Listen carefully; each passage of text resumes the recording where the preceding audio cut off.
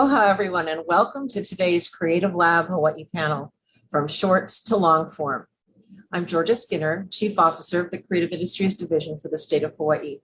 I'd like to take a moment just to thank our Executive Director and all of our fellows from Creative Lab Hawaii. A special shout out to Michael Palmieri, whose experience in the entertainment industry continues to lead this program to unprecedented successes for our fellows.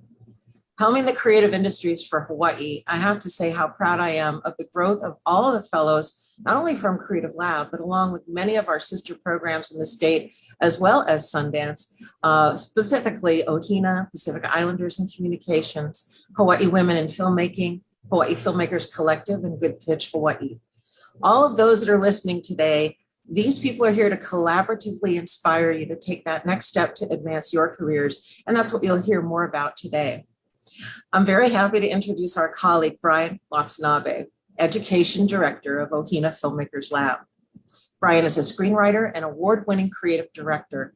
He's developed scripts for production companies at Fox and Sony and is a two-time screenwriting fellow of Creative Lab Hawaii as well. He is a screenwriting teacher at the University of Hawaii West Oahu Academy for Creative Media program and mentors many local filmmakers who go on to create award-winning short films in his role with Ohina. Please welcome me in joining Brian Watanabe and this amazing panel. Take it away, Brian. Thanks so much, Georgia. We are super excited to be teaming up with Creative Lab. As you mentioned, I am a two-time alumni of Creative Lab, and it's just nice that Ohina and Creative Lab can work together to kind of further help our young filmmakers. And big thanks to Michael as well for hooking us up. So first things first, I want to tell you a little bit about what to expect today in our talk. It'll last approximately 40 to 45 minutes, which will leave us about 10 to 15 minutes for questions from our viewers. If you're interested in asking a question, you can do that in the chat in the Zoom. We'll choose questions and answers as many as we can before our time is up. So we got a lot to get to, so let's introduce our panelists. So first we'll do Gerard ELMORE. Gerard is a multiple Emmy-winning writer, editor, producer, and director who is the lead producer at NMG Network.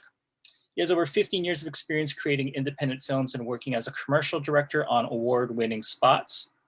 He is also my boss, the executive director of Ohina, which, much like Creative Lab, helps develop local filmmakers, provides them with mentorship with big Hollywood screenwriters during our Filmmakers Lab. And our goal is to bring these shorts to life. We also want to congratulate him on a show he directed and helped create for the Hawaii Theater for Youth called The Highway, which was just nominated for 6 Emmy Awards. Good job, Gerard. And of course, Adam Perrone, thank you so much for joining us today.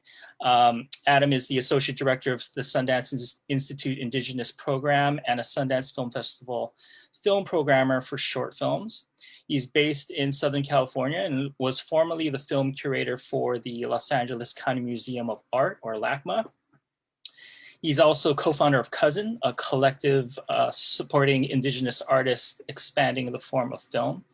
And his own films have played in the New Yorker's documentary series, Camden International Film Festival, Indie Grits, Seattle International Film Festival, and more. And we especially want to thank Adam because he's literally in the middle of the Sundance Native Lab, and he's taking up some time off to join us today. So thank you so much, Adam. We're very happy that you could share some of your wisdom with us. Yeah, happy to be here. All right, Adam, so let's just get into it and let's just get to know you a little bit. So tell us a little bit about yourself. Like, where did you grow up? How did your love of film begin? Yeah, I grew up primarily in Phoenix, Arizona. I'm from the Kiowa and Mohawk tribes. So the one I identify a bit more with, is, I guess you'd say, is the Kiowa side, which is out of Oklahoma. And the Mohawks are kind of upstate New York, Canada. And my dad's from France as well, too. So so kind of grew up in Phoenix, which was an interesting place. I always say it's kind of like it's a small town disguised as a city to a certain extent.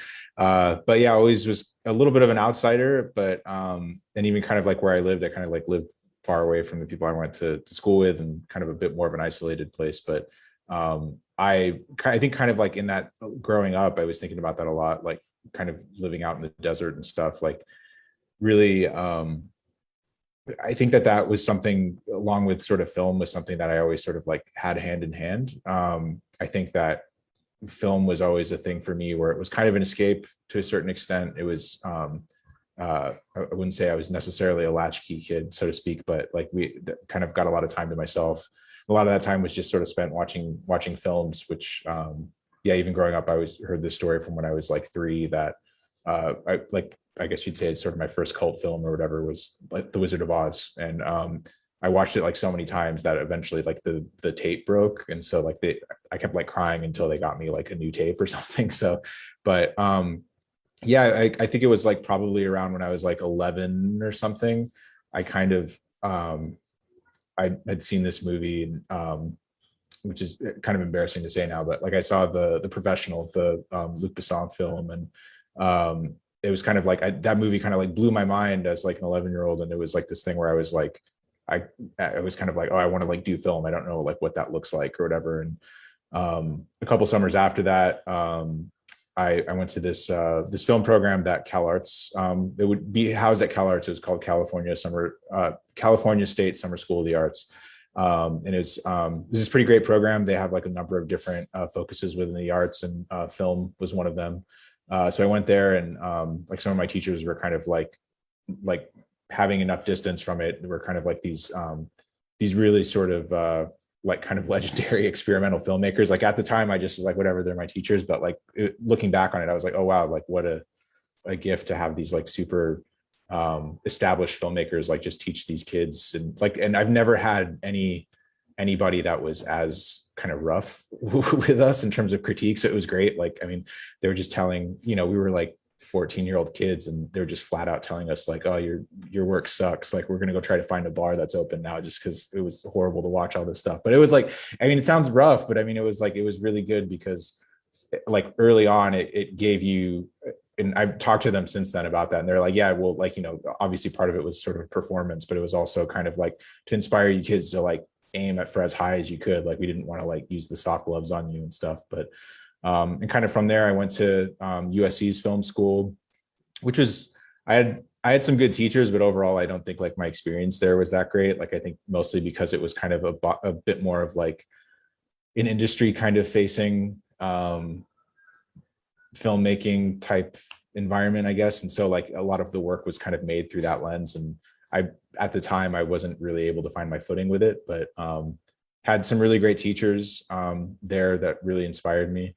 And kind of when I was there, I actually started interning for Sundance's Indigenous program out of their LA office. And that's how I met Bird Running Water, who's still the director there. But yeah, pretty much through there, I kind of stopped making my own stuff for a while, and kind of just was associated for a long time with the Indigenous program. Eventually I got hired first as an assistant, and then I kind of left and did some other work, and then came back as the manager. Right before I came back as a manager, I actually got asked to join the short film programming team through Mike Plant and Kim Utani. And Kim Utani is now the head of the festival, and or the head of programming, and Mike's the head of the shorts program. And yeah, and then kind of within that time, I went to LACMA. Kind of when I was at LACMA, I went like right before there, I went to the Flaherty Film Seminar, which is in upstate New York. And it was through there that myself, Alex Lazarovich, Sky Hapinka, and Adam Khalil, we like sort of like formed cousin informally to a certain extent, but we all like knew each other and stuff before that. And that was also the other thing too, like that seminar really sort of focuses on experimental filmmaking and stuff. And we had sort of identified just, through our own sort of experiences that Indigenous filmmakers making that kind of work, it's just like, I mean, at least within the US, I mean, you guys know how it is. It's super hard to find funding, where it's a lot easier to, I mean, the funding already for Indigenous filmmakers is already kind of like few and far between when it comes to stuff in the US. But it generally sort of lies within like dramatic narrative or documentary.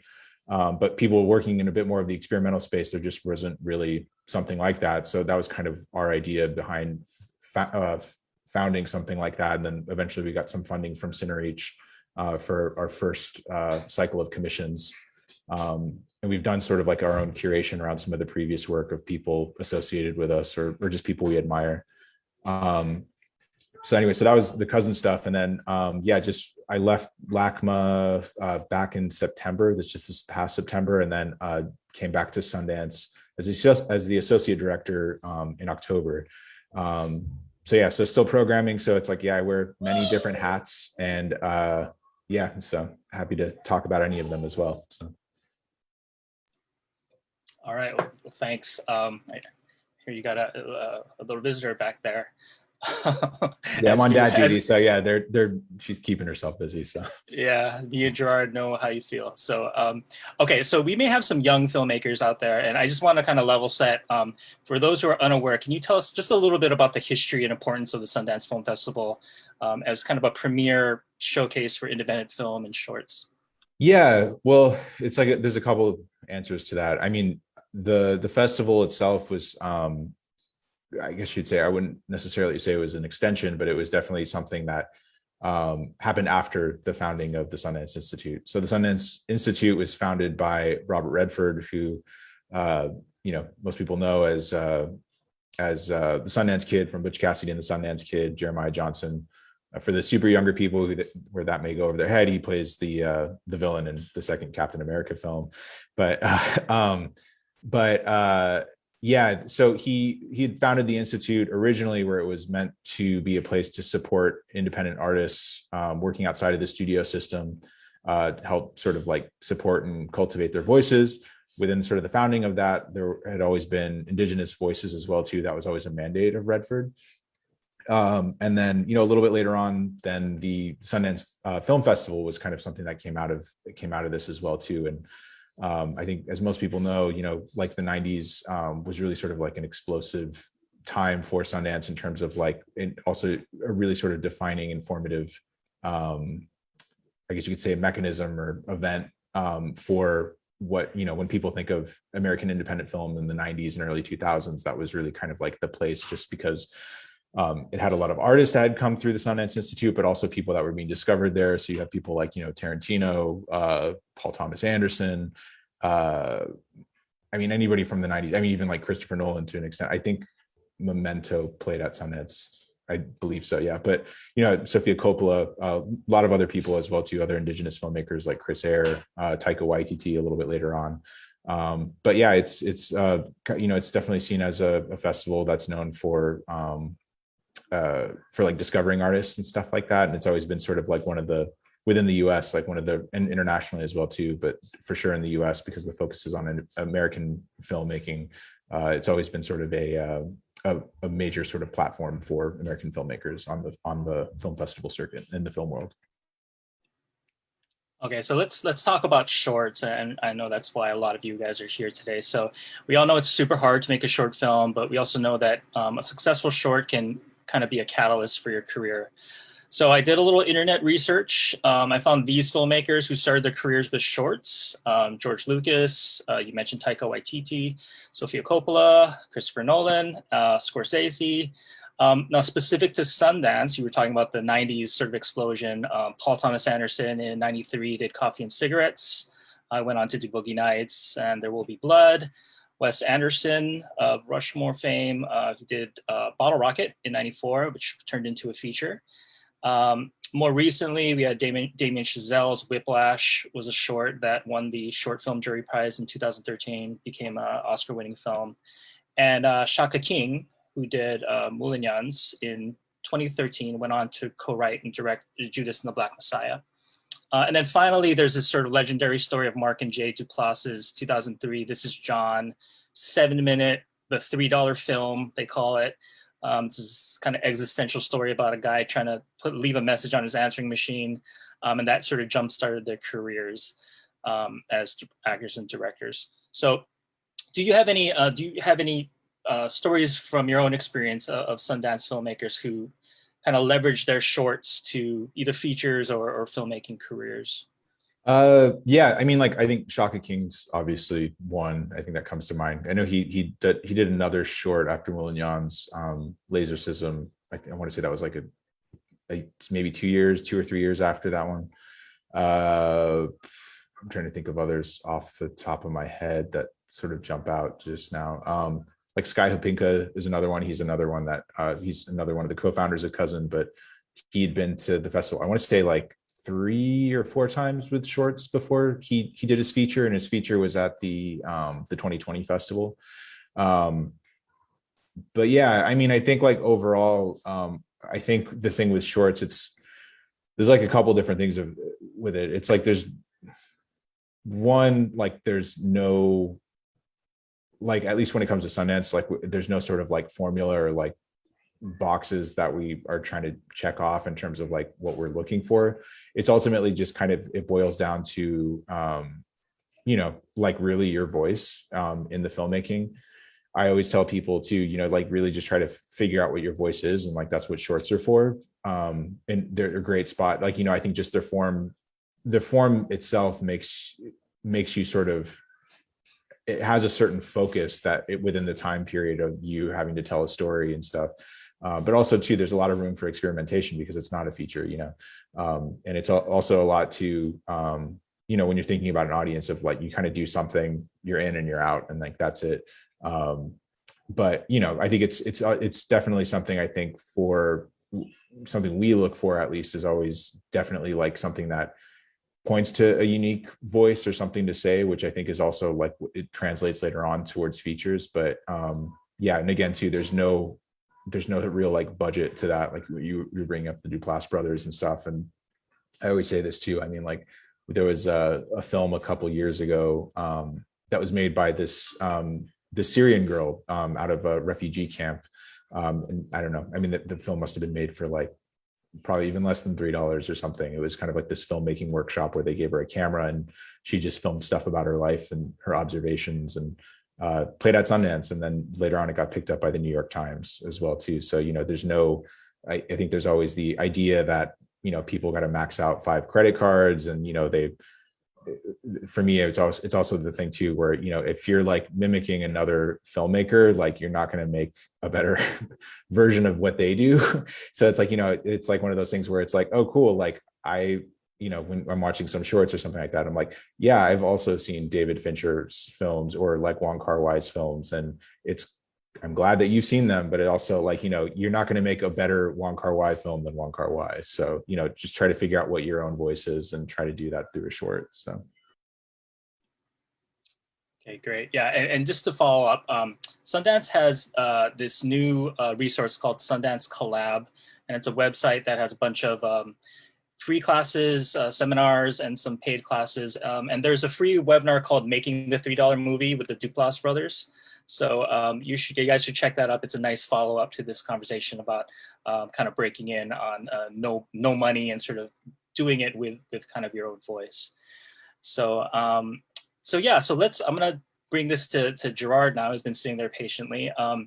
I'm going to talk about kind of what is the advantage of making a short film in your development as a filmmaker. Like, what does a short help you in your kind of growth as a filmmaker? And I'll start with Gerard first, since he's been sitting so patiently. No, I love hearing Adam, kind of delve into the history of Sundance. I think everyone that's watching is very interested in that, and just kind of what you're looking for as well. But I actually started off as a short film filmmaker. That was kind of the start of my whole career, everything for me, even before I did commercials or anything like that. And, for me, short films were the gateway into everything else. So I have told the story before, but, my very first short film was accepted to Hawaii National Film Festival, rejected by Ohina. And I was so frustrated about that. And so, that's when you take two roads. One is you get frustrated, you stop, or you keep going until they do accept you and you make a better film. There's reasons why you don't get accepted, and I think people take it personally. How I look at it is, all right, it's not the right story. So you just got to keep working. You got to keep sharpening the skills. And I say it all the time. I feel like I made 8 or 9 shorts before I had a mediocre one. Like, it was just okay, and then you start to figure it out. and that's where you develop your style, your personality, your voice, like Adam has been talking about. And you have to break out from the crowd. You know, to Adam's point, you can't be Christopher Nolan. You can't be people that we've already seen. And so for me, that's where I met my crew, my team, kind of figured out what the resources are, the camera equipment and things like that.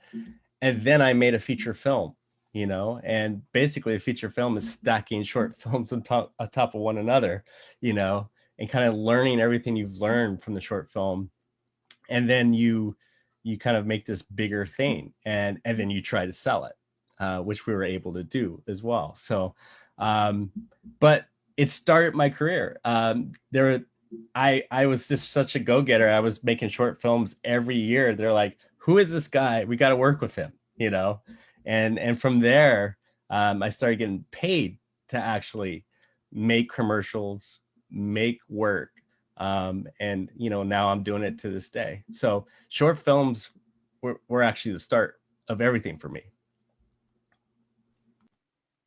How about you, Adam? What other ways can short films kind of what were the advantage of creating short films for your career and developing your voice? Yeah, well, I mean, like, I guess probably first off is like, don't try to do shorts for like money. Like, you're not, there's like no money in shorts. Like, I mean, I guess there kind of is. Like now, I think like at least with a lot of like more, you know, stuff with like streaming, but also just like I think the last year, I know a lot of companies were like really hungry just for like, and I hate using this term, but it's like they were hungry for on their end what they see as content. And so that, you know, it's interesting because I think it's, you know, shorts usually before were kind of things that like lived and died on the festival circuit to a certain extent.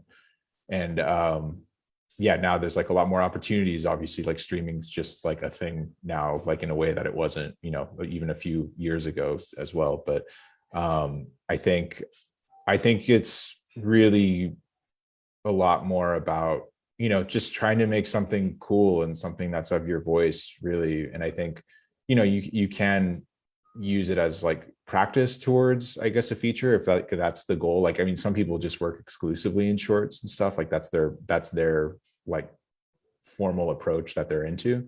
But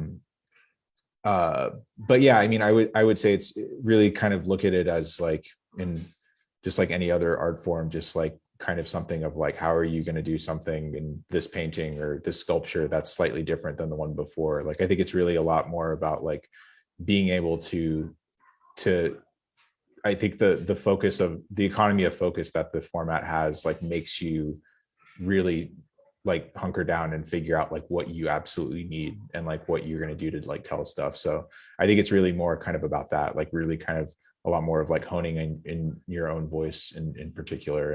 And also too, like being aware, I think you become a lot more aware of like the time and stuff like that as it passes when you're making it, or even just in terms of like if you're trying to create an arc or some type of overall experience. I think it's a really good practice for when you do make the like leap towards features where, you know, it's a much longer time, but also kind of the thing of like, how am I going to like, if you know, how if you get better at it in terms of like shorts and stuff, it's still a leap towards the feature, but it's not as crazy as if you just sort of jump into a feature right away. So Adam, so how can filmmakers how can they leverage a short film into sort of advancing their film career? I know we hear a lot about short films being calling cards. Like, do you see that as true, as something that can maybe get you jobs in the future? It can be, I think, like again, I think it just sort of depends. I think it's some folks use it for that, and like that's totally cool. And I think other people are just want to make stuff. So I think it's definitely, I think either way, I think unless if you're self-financing something, like, you know, you're either, yeah, if you're not self-financing, you're either trying to get financing for a short or you're going through like grants and stuff like that. And either way, you kind of have to have previous work to give people an idea of like how, why they're going to give you money for something. So like, yeah, I mean, I think in terms of that as like a calling card, it's like, again, it's not like a one size fits all kind of thing, but it definitely helps. So. And Gerard, so have you seen filmmakers like monetize their content, monetize their shorts, or at least help use those shorts to kind of propel their careers? Yes, so we're finally seeing that success, and we're kind of seeing more of it right now. I don't know if COVID kind of intensified it because of streaming, looking for content, but there are multiple things happening, and we're kind of seeing it with the Ohina Labs program, and the first one out of the Labs program, Kaleva, got picked up by Dust. So Dust, it's not monetized for the filmmaker. You get a licensing fee, and there was also Criterion, who picked up a lot of Hawaii local shorts and made a channel, and that's thanks to Taylor Chang, and there was a licensing fee that came with that. And to Adam's point, that's not enough to make up the budget of some of those. It's more getting the eyeballs on that film to help get to the next step. In the case of Kaleva and Dust, in the contract, it actually says after 6 months, they'll look at the option of turning it into a feature film and developing it. Those are opportunities that excite us. And those are opportunities that we hope there's more of, where you're taking these prototypes, and actually looking for IP to develop and taking it to the next level. That's one route. The other route is we're seeing more and more bigger companies that may align with filmmakers to make branded content. And when I say branded content, I'm not saying, push Coca-Cola or something like that, but just tell a story that may, fit with the mission statement of the company. And I feel like we're going to have much more of those projects where you're getting paid, right? You're getting paid to create something, create a work. And there's even festivals that are picking them up as selections. Tribeca has an X category, which is branded films, and they're good. They're not like commercials. So there's that avenue, which is very valid, and it's good money. And then there's the stories that we've already talked about, which is you make a calling card, and to Adam's point, no one's going to hire you for a feature with nothing under your belt. So what we like to say is, if you got nothing under your belt, craft something, put a team together, make something that's at least a pitch that, kind of goes with a pitch deck, or goes with, something you're trying to sell to get to that feature length level. The whole thing with Ohina and myself, and I think with a lot of people in the community, is we're trying to create above the line jobs and not just production support. And we, the way to get there is kind of this idea of rapidly prototyping. And, that's kind of the approach we're taking. And, it allows us to experiment, try wild ideas and things that are outside the box, but also take on maybe stories that are a little bit more mainstream and try to sell it, so there, we look at, there's different routes. You can go the festival route and try to find your voice there, or you could try to make it a glorified pitch for a bigger project, and it might be more Hollywood in style, but it might not be a festival selection, so there's just lots of different options, and that's just some examples and to that point. Okay, great. I know we probably have some viewers here who are, aspiring to get into Sundance. So I just wanted to ask you, Adam, like, how difficult is it to get your short into Sundance? Like, how many entries are you seeing every year? Yeah, well, we kind of like joke around, but like, I mean, I guess statistically it's somewhat accurate, but that it's like easier to get into Harvard than it is to Sundance, just based off of the numbers themselves. But like, I mean, they tend to go up every year. Like last year, and I think it was mostly because of COVID, like it didn't really go up. It kind of was like slightly less than before, but still a lot, like, but every year it usually goes up by about 1,000, but or somewhere around there. But like the last 2 years have been like a little over 10,000 short film submissions. And so like with us on the team, I think there's about, I always mess up on the count. Like there's somewhere around, like, I want to say 6, 7 of us, something like that. So we all of us, like that 10,000 sort of gets split up among all of us. And like, we watch everything all the way through. We all kind of have our own methods of how we get across them. Like I try to watch all the long ones to short ones, because I find like if I can watch the long ones first, I have like more stamina to like get through that. And by the time I get to the shorter ones, I'm like, okay, cool. Like I just want to watch a 4-minute one or something like that. But like, we start taking submissions, I think in June. And then we usually kind of come to like I guess you'd say, we kind of call it our short lists or whatever like that. That we usually get to those by around like the end of October. And then I'm trying to think, we usually come to a decision like late in the latter part of November. But yeah, with each of us though, I mean, like, we're all watching over 1,000 short films every year. I think like last year I watched somewhere around like 15 or 1,600 or something like that.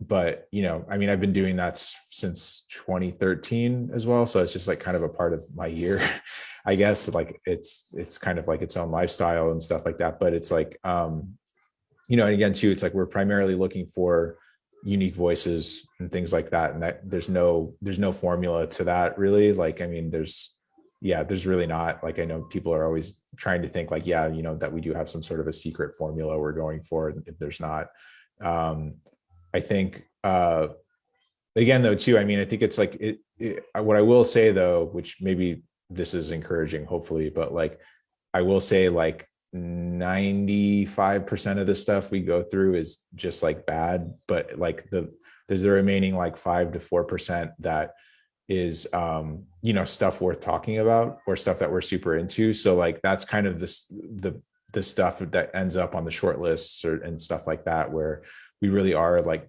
we spend, I want to say it's like usually a long weekend. I think it's usually around 3 to 4 days.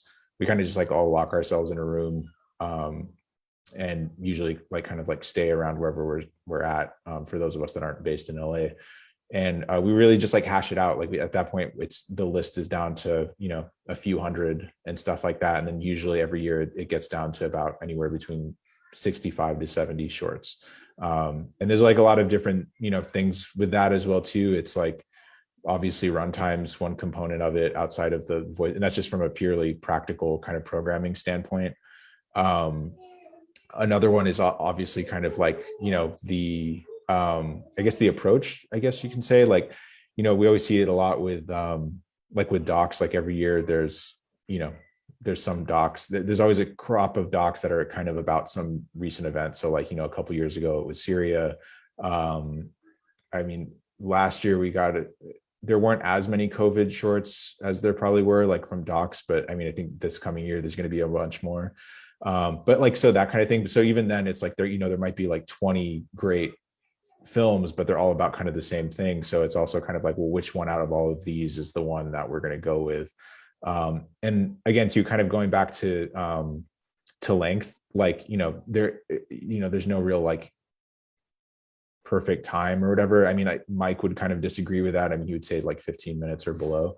But I mean, we program plenty of stuff that's longer than that, but also like, the stuff when it starts getting into the 20-minute and the 30-minute territory, we don't show that many 30-minute ones. Like usually the 30-minute ones will be playing in like docs or something. And even then there's really only like anywhere between 1 to 3. Because usually the second documentary program is like 2 30-minute or like 45-minute ones. But the best way to think about it for people making shorts is like, if you're going to make something that is that long, it's on the table with all of these other shorts. And so your film has to be better than, like, say if it's 30 minutes, it's got to be better than 2 of the other shorts that are already on the table. And, there's a team of people that make those decisions. And again, too, there's no like single genre or anything we try to go for. We do animation, we do, experimental and stuff like that, even more genre kind of stuff. Comedies are always super hard for us to come by and stuff, like good comedies, just because it's hard to do. But we try to offer within each program. It's the way I always sort of describe it is that it's sort of like you're making a mixtape in terms of like the variants, but you're also trying to solve a Rubik's Cube at the same time, because it's like every program's anywhere between like 90 to 100-ish minutes or something. So like within each of those programs, you're trying to offer a varied experience, but something that feels cohesive to an audience. Usually these are people that, they might just be coming to the festival. There might be people that aren't super familiar with shorts, some people that are super into it. So we generally try to like offer something that gives everybody like a taste of everything, and something that's approachable as well too. But again too, like, we do stuff where we do program a lot of experimental stuff. We program a lot of more kind of like edgier dramas or genre pieces and things like that. So again, just kind of, I think I don't know if that answers your question, but I know that for us at least, it's we definitely have a system, and we're not like I guess you could say like we're thinking as much about ourselves in terms of making the programs, but we're also thinking about like how is an audience going to react to these films, especially like when it's put together in a film or in a film program. And that the other thing too, I will say, is like we are very conscious, and we have like sort of our own checks and balances, I guess you can say, within our own process of like we when we make the programs, we realize there are all these different shorts and how they're all together. We don't program thematically like some festivals will program like, cool, here's all the, again, kind of like, here are all the doc shorts that are on Syria, or here's like, here's a program that's on family and stuff like that. Like, and that's not like what we do. But when we put these films together, we also like are very conscious of like placing them in such a way so that it doesn't make it look like the film is saying something that it's not. You know what I mean? If it's a very serious drama and then it goes into like a comedy, we're not like making fun of the issues and the ones before. It's like that sort of stuff. It's like it's a lot of like the nitty gritty and the thematic stuff of all of these films and what it means to have them all together. So.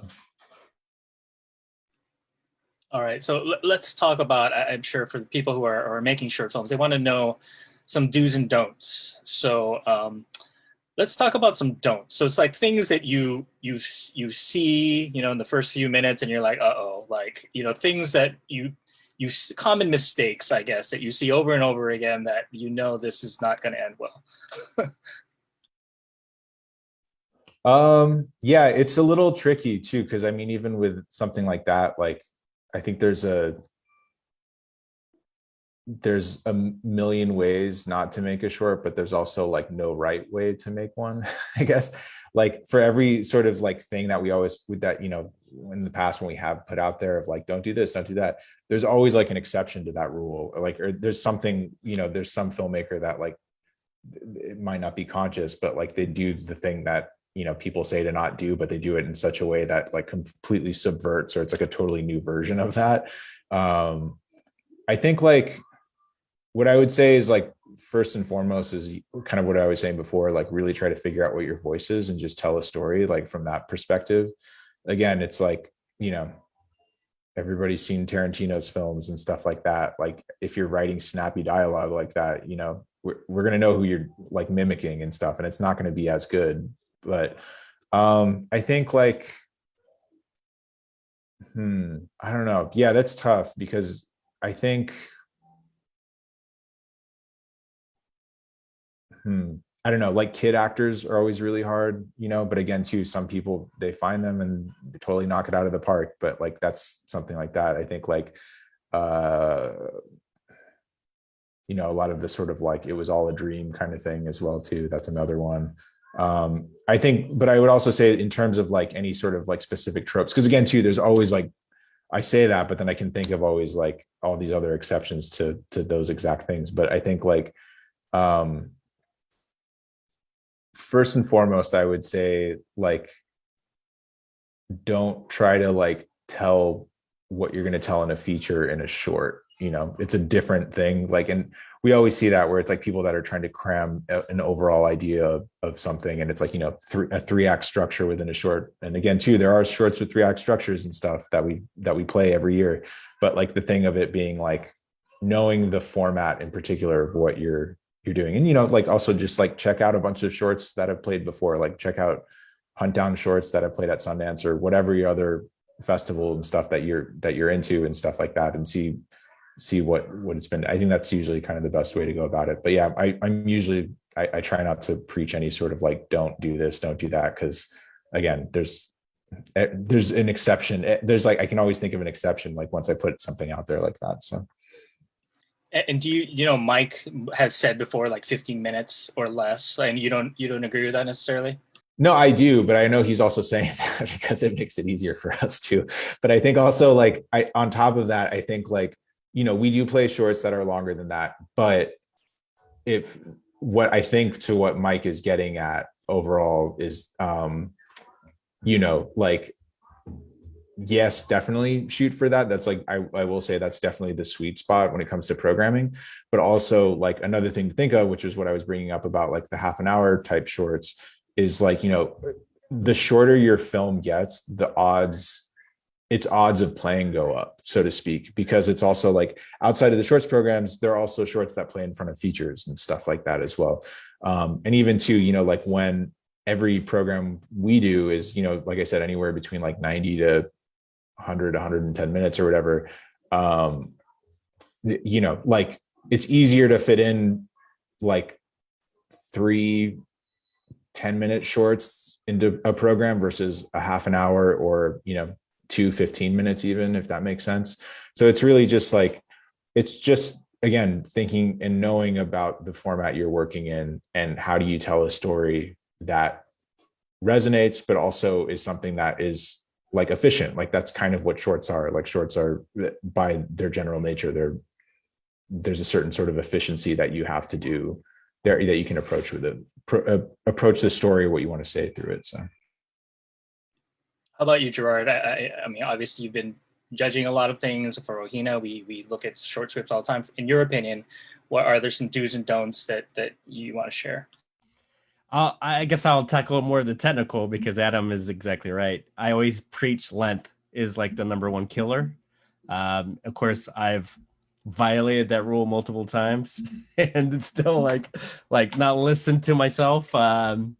But I think the #1 technically, you know, for us is audio. You know, if you can't hear the dialogue, or, you know, you can't hear what the actor is saying, it kind of takes you out of the story. And I think that's probably the #1 thing, because visually you can make it pretty rough and all that, but if it's a great story, kind of like overrides everything. But you need to at least be able to like follow the story and understand what they're saying. I think that's probably rule #1 in our book. And I agree with Adam on this one too. If it's a story that's already been done before, you're gonna be lumped into a group together if there's a lot of the same ones, and we're gonna pick the ones. It's always, for us, the ones that stand out are always a unique voice. Like, we never heard that story before. That's really cool. Or, you know, that's a unique voice that needs to be heard. You know, especially when we have more of an Indigenous angle with Ohina. If it's a short that is talking about Native Hawaiian issues, our ears are gonna perk up.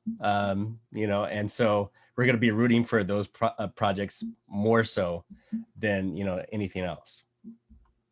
I think also adding to what Gerard was saying, as well as, I think, like, especially when it comes to Indigenous films as well, like, and this is something I've been preaching for a long time, and I think it's like I've started to see more of it, but I think tell like an Indigenous story that is something, you know what I mean? Like, I mean, whether that's something experimental or like a narrative or a documentary or whatever, like don't try to do, which is kind of to the Christopher Nolan, David Fincher thing I was saying before, is like, don't try to do the Indigenous version of something that's already out there. Like, because the thing is, if you do, again, it's sort of like, it's like, just by the nature of you mimicking something, it's going to be like the weaker version of that, so to speak. I mean, at least in terms of like, I think what it's something that's already been done. And I think, I don't know, for like, I think Indigenous artists, you know, there's, I think that, you know, in terms of culture and stuff like that, there's always sort of this idea of like that, you know, you shouldn't be telling a story, or you can't be telling a story, or like, you know, your stories aren't worth hearing and stuff like that. And it's like, they are, trust me. And like with programmers, it's like, we're looking for that stuff. We're always looking for good Indigenous stuff. And I think, you know, just lean into it. Cause again, too, it's like, when you think of films that are Indigenous and stuff like that, like, you know, there's not a ton of stuff out there, but also like people are really looking for that kind of stuff as well too, like something that's like legitimately different than what's out there versus just trying to mimic, you know, again too, it's like, what's the Indigenous version of Seven or something? It's like, I don't want to see that. I already like Seven. I don't need to figure out how somebody's trying to like filter it through this lens that it doesn't need to be filtered into, because it's like, I'd rather just see like, what's an Indigenous serial killer film? And again, that's probably a little bit too harsh, but like, yeah, I mean, in terms of that, we don't need an Indigenous serial killer film, but like, just like something like that, I think, you know, so. Okay. So, let's talk about the Indigenous subject. But first, it's gonna be probably our last question before we do the Q&A. So if you guys have jumped in late, you can Q&A in the Zoom chat, and we'll try to get to those. But first, so you know, we talked about how Sundance, you know, historically has a history of kind of elevating Indigenous voices. We actually have a few Ohina alumni who were in Sundance programs or screened. Kiara Lacey, shout out to Kiara for hooking us up for this talk. Tai Sanga, Aaron Lau, and then most recently Bryson Chun, who was announced and is currently in your 2021 Native Directors and Screenwriters Lab right now as we speak. Very proud of them. What do you see from the Native Hawaiian voice or perspective that is unique or excites you? I think like, obviously just like, I think it's like any Indigenous culture. I mean, I think specifically though, within American film, I think there's such a sort of, I guess you could say, an iconography that's sort of been established within American film of like what Hawaii is and stuff like that. And I think, you know, obviously it has to do with colonization. It has to do with stuff around like World War II and stuff like that, just with, you know, GIs being around there and coming back. And there's an exotification of, I think, like what that is. And I think it's, I don't know. Yeah. I mean, I think it's, for me, again, to just as being an Indigenous person, or even somebody who's like, to be maybe more specific, not Native Hawaiian, it's like, I haven't seen something out there. Like, I mean, there are things out there, but I'm just saying more generally, like, I just don't think that there's enough stuff out there from a Native Hawaiian perspective. Like, I have an idea of what a Native Hawaiian perspective is just because of like some of my friends or some of the, you know, the artists you had spoken about and stuff like that. But I think that needs to be a lot more out there. And I think it's a lot more interesting than kind of what's been fed in a lot of ways as well too. I think that there's a lot of opportunities to subvert what's already been out there. And I think, yeah, I think it needs to be like realized, or at least like, you know, put out there in more ways, because I think it's just, again, too, it's like, I think with Indigenous artists, whether they're Hawaiian or not, one of the things just by the very nature of somebody picking up a camera and making a film is that like, and it's kind of like inescapable, I think, to a certain extent, is that like, by doing that, you're also kind of reacting to a certain extent to the history that's already been sort of laid out through film. And like a lot of quote unquote traditions of what people think of Indigenous people are like those stories that Indigenous people are associated with. And so I think like, it's interesting because it's like, you know, as you see things with major studio films and stuff, I mean, they're not even hitting a wall anymore. They're already like embedded in it, like looking for new things, you know. And I think like, not that you need to go through the studio system, but I just think that there's like such an opportunity for these voices to be out there and to, you know, offer something truly different that is not something that's been out there for a long time. And yeah, that's kind of what I'd have to say about that. Okay, so we have a question from Annie Cusick. You program shorts for kids. Not so much. I don't have any more to say than that. Sorry. All right, simple answer. I guess another question, kind of maybe is for sort of a general question is, you guys seems like you have a lot of programs. I mean, not just the film festival and entering your shorts there, but you have these other the filmmakers labs. Like, can you tell us like what are the what other kind of development opportunities does Sundance have that these filmmakers could take advantage of? Yeah, well, I mean, specifically like from the Indigenous side, like with the Indigenous program, we do have the lab, which I wouldn't say traditionally, but the last couple of years, it was focused more on short films and production around those. This year, we've pivoted to features and episodic projects. And so what that kind of looks like is, we have our lab where they meet with advisors and they get a lot of like, as much as you can through Zoom, sort of like hands-on feedback and really sort of like a lot of poking and prodding of their projects to from a critical level to really improve the craft. We also have the Meritamita Fellowship, which that's we do that every year, but we select one artist who identifies as a woman.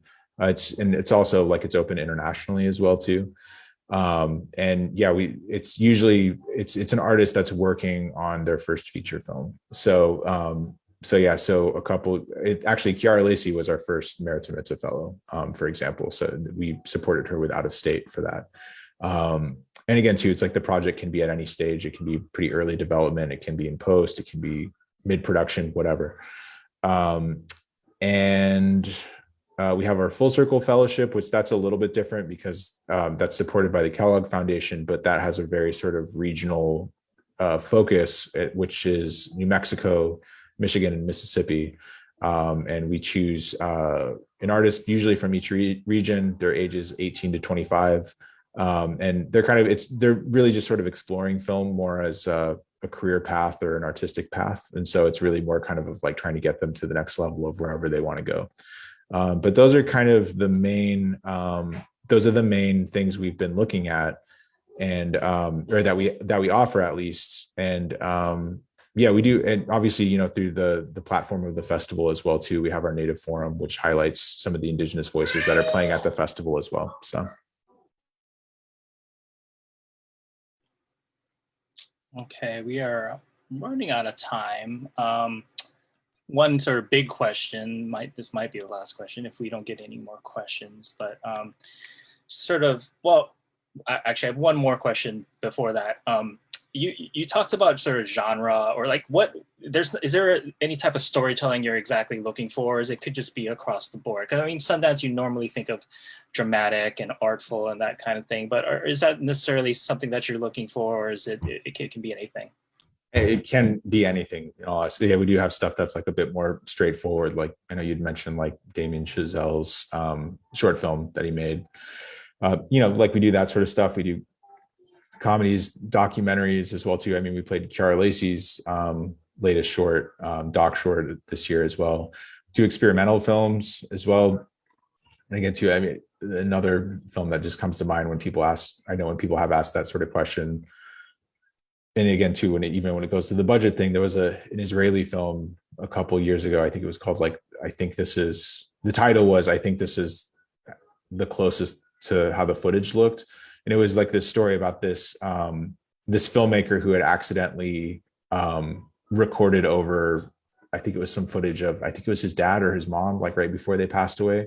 And he recreates the entire thing with just like household objects. Like I'm not making this up, where it's like there's like a mouse and like a doorknob, and he's like reenacting the scenes that he remembers from it. And it's like, but it was like really emotional. Like, I mean, people by the end of it were like, bawling and stuff like that. That's, doorknobs and things like that. But it's like just to show that like, we're just looking for like, really well told stories from a very unique point of view. And I would say like, don't let anybody listening and stuff, like don't let, the idea of like having a huge budget hold you back from telling a story. Cause, I think if you really get to it, like you can tell a story, with whatever means you have. So. Okay, I think we're gonna wrap up with one last question for both of you. I'll start with Gerard first. So for those who want to start their filmmaking careers by creating a short, what advice would you give them? I also saw a question come through that's really a tough one, but for me, it's just go out there and create and just start finding your voice. Like, you really don't need fancy cameras. That's usually issue number one. People are like, they wait forever, talk about your film forever. They're waiting for like everything to align just right, your crew, your camera, and all that. Some of the best shorts I think I've ever seen is just sheer creativity and using what they have. And I would tell everyone out there, if you're starting from the very beginning, that's where you start, and build your reputation, build your team. And then when you're ready to take the next step, then you can graduate to actually spending some money. And please don't max your credit cards. What about you, Adam? I would say kind of the same thing too. I mean, I think perfectionism is like one of the things that I think a lot of people trip up on right away. Like, again, too, it's like, unless if you are David Fincher, and I love David Fincher's work, but I mean, that guy's in a position to like be a perfectionist, I guess, if that makes sense. But like, you know, I don't know. I think like for myself, even just when it came to making my own films and stuff, I really kind of didn't make that leap until after I had like a kid, because I think it was just like one of those things where I think a lot of people get this, whether it's film or not, that like, you know, so much of like what everything is just people making stuff up as they go along. And it's kind of like a lot of people faking it till they make it, so to speak. And I think that that's just like part of it. Like, you kind of just have to like, you just gotta like make stuff and you like figure it out. And, you know, if enough of it kind of clicks, it's going to click with somebody, and, you know, kind of just go from there as well too. And I think, you know, everybody has, I know it's always brought up all the time, but I mean, you know, shoot something on your phone. It's like totally cool. You can shoot something on 4K at 24 frames a second. And even going back to the cousin thing and stuff, like one of the artists that we've been working with, they make, like, I want to say in 2020, I think it was, is like they made three short films that were each like a half an hour long within that year, just off of all stuff they'd shot on their phone. And like, they had this one film that it played at Rotterdam, and which is like one of the world's top experimental film festivals, and they won like one of the top prizes there and stuff. And this was like a film that they probably didn't spend more than $100 on.